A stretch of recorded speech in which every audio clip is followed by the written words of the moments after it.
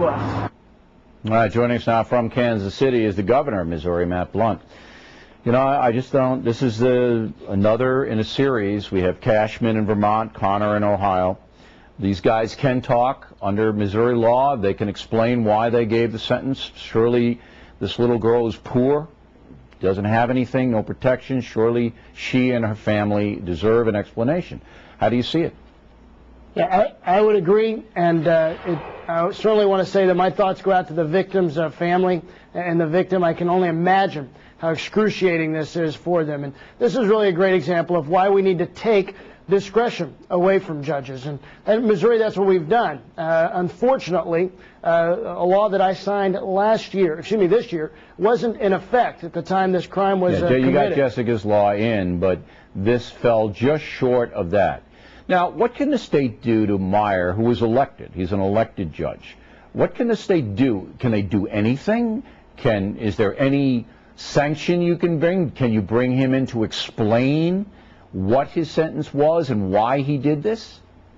And one of the advantages in Missouri is that, as you point out, most of our judges are elected. And the people of, I believe it's Lawrence County, will be able to ask those very questions and get answers and make an informed decision when they select a person to act as the judge in that county. And certainly there will be people, I think, that want an explanation.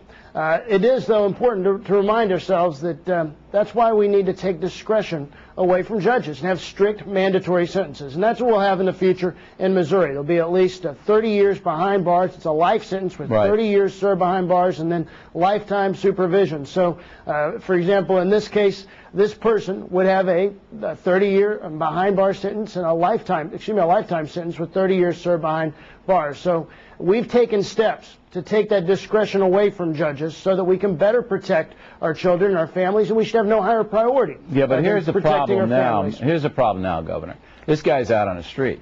This guy's Slaught. He's out on the street. He's on probation, but he's walking around. He's a mechanic. He's working. If he would do this to a family member, even though it's, you know, a stepdaughter, whatever, 9-year-old. 9 years old. Can you imagine that? 9-year-old girl. No, I can't. Right. And I mean, this isn't like a molestation or anything like that. This is a hardcore rape.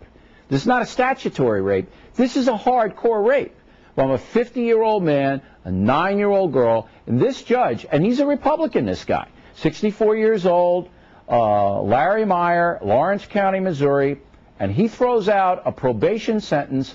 As you rightly said, Governor, this guy should be in jail for the rest of his life because he's ruined the 9-year-old's life. 9-year-old's not going to she's not going to recover from a hardcore rape ever, ever. This guy's walking around tonight, Governor. But I guess there's nothing the state can do right now. Well, and clearly one of the things we did when we passed our versions of Jessica's Law was really improve our sex offender registry. So there'll be lots of information out there about I hope you have somebody watching this guy. So families know. Right, I hope you have somebody watching this guy Slaught. Because if he did it once, he's going to do it again. Families in Missouri know he is a menace to society. They know to keep their children away from him. All right. And it's important to protect our children. And that's what we've done in Missouri for future cases. All right, Governor, thanks as always. We appreciate it.